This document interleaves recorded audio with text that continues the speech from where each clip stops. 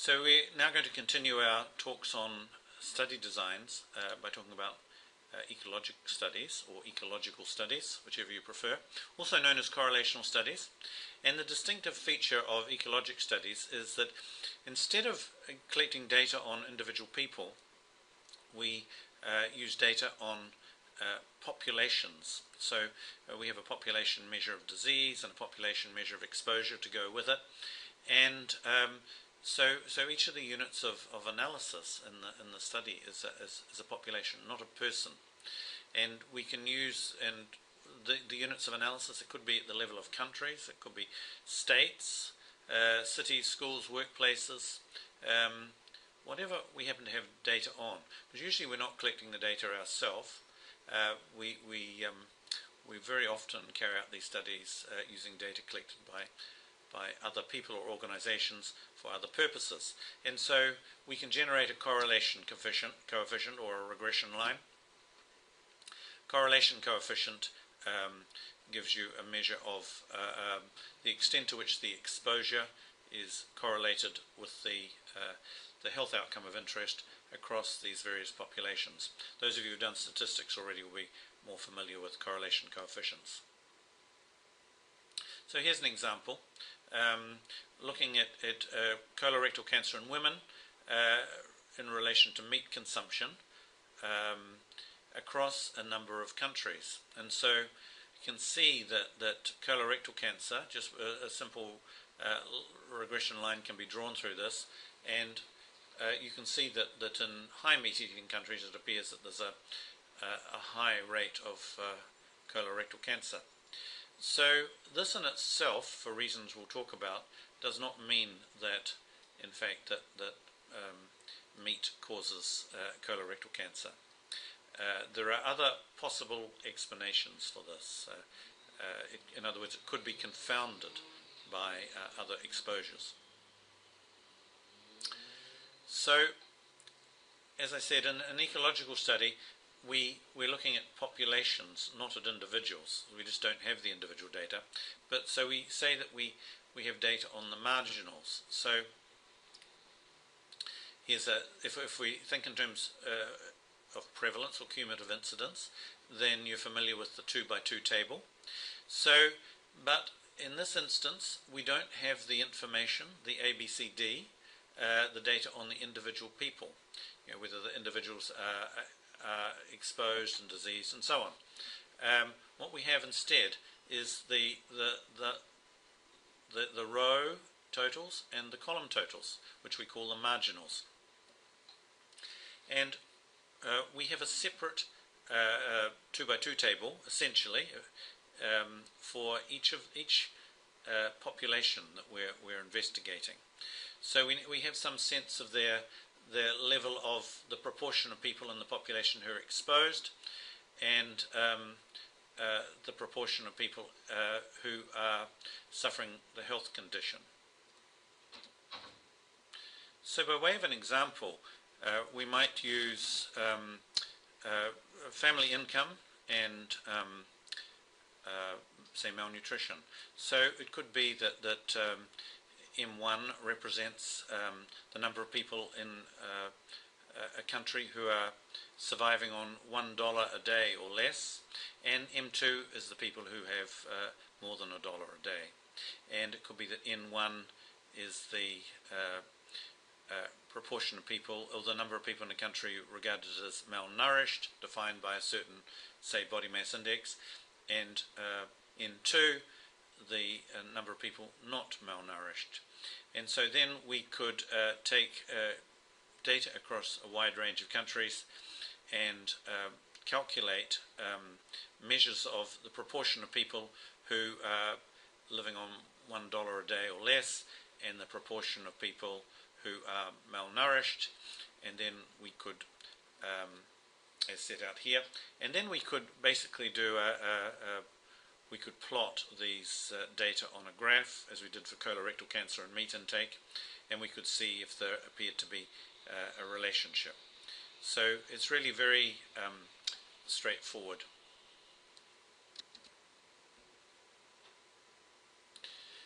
So we can also look at incidence rate data in terms of an ecological study. So again, we just have the marginals. So we have the exposure data, and then we have basically the incidence rate for the total population, and we just can carry out exactly the same sort of correlation exercise as we did for the either prevalence or cumulative incidence. So just to sum up, so we think of having for each group of population, a separate contingency table with only the marginals. We have some measure of exposure, prevalence of exposure, some measure of disease, prevalence or incidence, but we say we don't know the joint distribution. So by the joint distribution, I mean that how the ABCD, if you like, of the 2x2 table, which you will be becoming increasingly familiar with. We don't know that joint distribution. So ecological studies, they have some advantages and some disadvantages, like all the study designs we're going to be talking about. And the big advantage is that they are cheap, quick and simple. And so we can often, we can often carry out an ecological study at our desk simply by obtaining the right data online, and there are many sources of data to be obtained, and just combining it in a certain way. We may get exposure data from one source and health outcome data from another source, and if we can get it across, say, countries or various states of the United States, then we could carry out an ecological study. So ecological studies really are hypothesis generating because we simply don't know that joint distribution. We don't know, for example, that the people who got colorectal cancer really did tend to be the meat eaters in those countries. So it is very much a hypothesis generating thing, which we can look at. We can use those hypotheses. We can examine them in other studies, particularly case control and cohort studies. Now there are instances when the studies where we have individual data may not show us much, but an ecological study may show us, may give us some suggestion that something is going on. And an example of that is with breast cancer and fat intake. So when this has been done within individual countries, it hasn't really shown a very strong relationship between breast cancer and fat intake in postmenopausal women. However, when data are combined across countries, it does appear that there does appear to be a relationship at this level. So there is some evidence for a relationship between fat intake and breast cancer. And so what's going on? Why does it not show up at the individual level or the individual country level, but shows up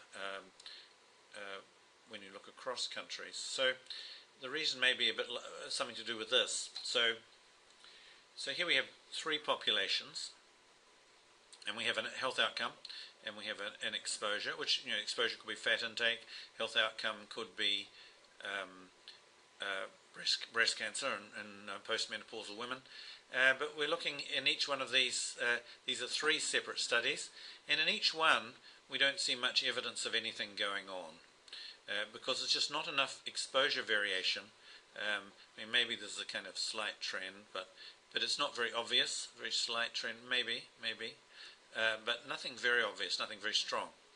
But if we combine these data across countries and then we draw a regression line like that, then it appears to be that there is something going on, because the variation in fat intake or whatever the exposure may be across countries or across groups may be much greater than it is within any one group. So maybe that's what we're observing with the fat intake and breast cancer.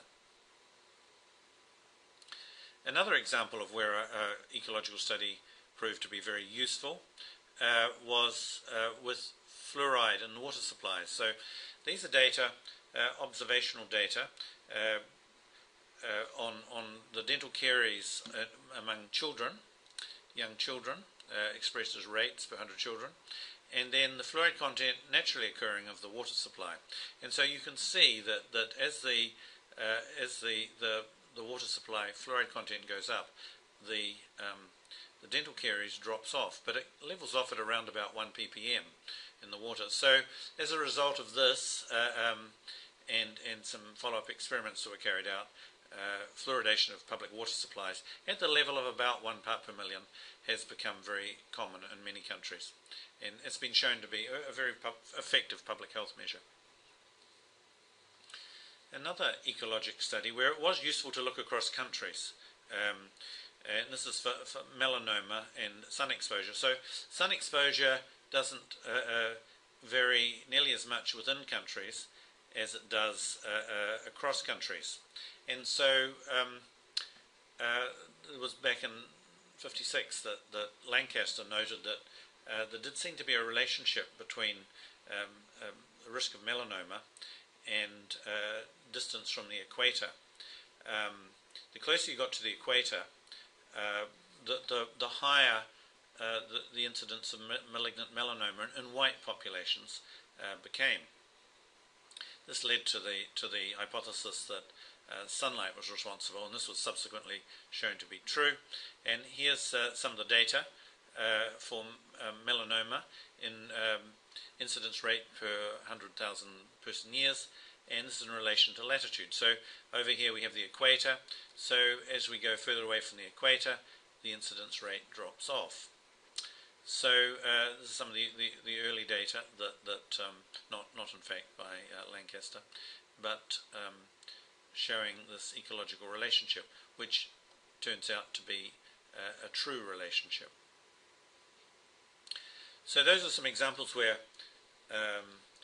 ecological studies were useful, and they certainly can be useful, but we are plagued in ecological studies by the so-called ecologic fallacy, because we don't know the joint distribution. In other words, the A, B, C, and D of the 2x2 table.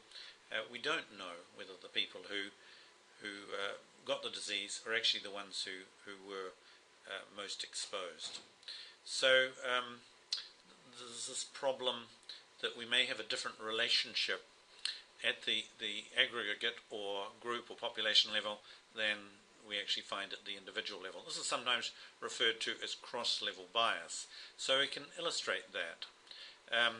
So say we have 4 populations, as we do here, and each of those populations has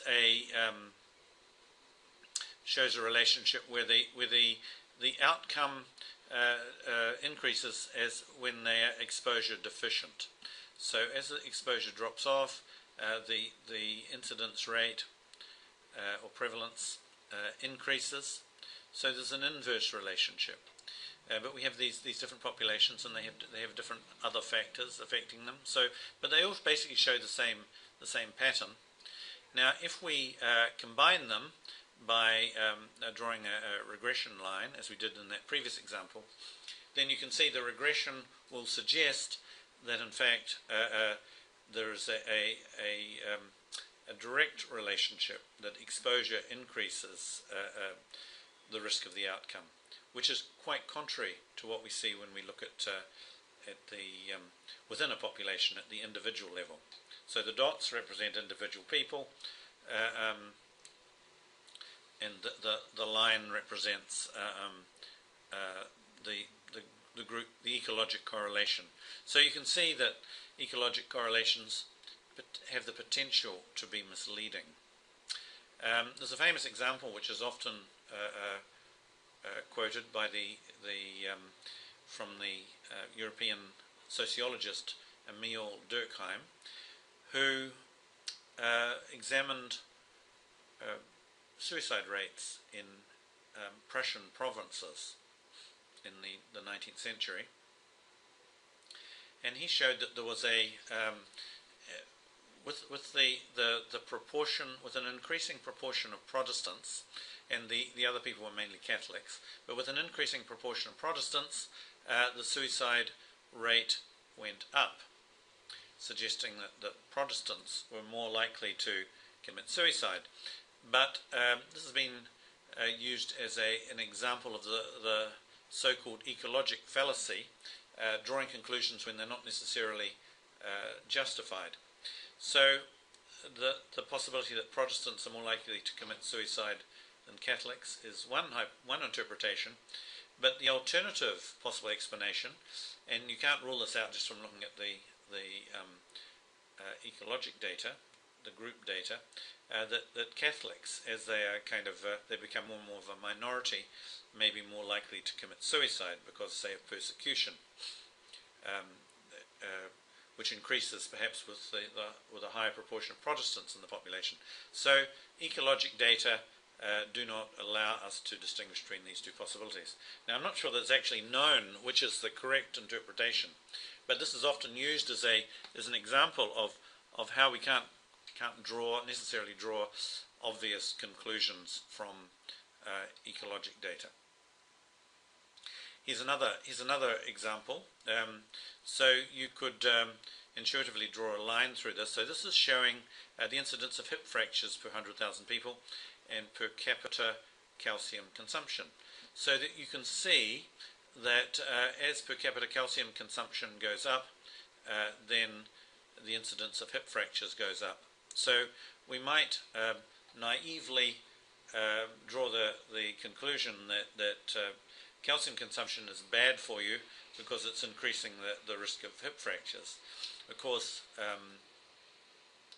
that's obviously probably not the case, and so the alternative, an alternative possible explanation, which I'm sure has occurred to most of you, is that it may simply be that because there's a high rate of hip fractures in some of these populations, then they have increased they've fortified some of the food supply with calcium. So you simply can't draw any obvious conclusions from an ecological relationship such as this. So the ecological studies, although they have some advantages, particularly being quick and cheap, they also have these significant disadvantages. And you don't know the temporal relationship between exposure and disease. So we don't know which came first, calcium or osteoporosis. And we're using these average population levels, and so we don't know about the individuals, whether the people who got the disease, also those with the exposure. And finally, we lack the ability generally to control for confounding factors, and I keep mentioning confounding factors, but we'll be talking about it in quite some detail in the future. But think of it for the moment as another factor which can cause the health outcome of interest, and it may in fact be distorting the relationship so that the thing that you're looking at appears to be a risk factor, but in fact it may be simply because of the confounding factor, which is correlated with it and kind of forcing the data to look as if there were a relationship. So in this example, which we started this talk with, meat consumption versus colorectal cancer. So an alternative possible explanation, and not necessarily the only alternative possible explanation, is that as meat consumption goes up in a country, fibre consumption, because of the increase in processed foods, is likely to go down. There's likely to be a lot more fibre consumption in some of these countries here from unprocessed foods, but in a lot less in some of the developed countries. So it may not be a direct correlation with meat consumption. It might be an inverse correlation with fibre consumption in the diet. Or there may be some other explanation, because there's obviously some, not entirely exactly, but there's some correlation with development indices on that line. So that I use that just to illustrate the dangers of drawing simple conclusions from graphs such as this, which may look very compelling at first glance. So that concludes the talk on ecologic studies, And so in our next talk we're going to be talking about experimental studies.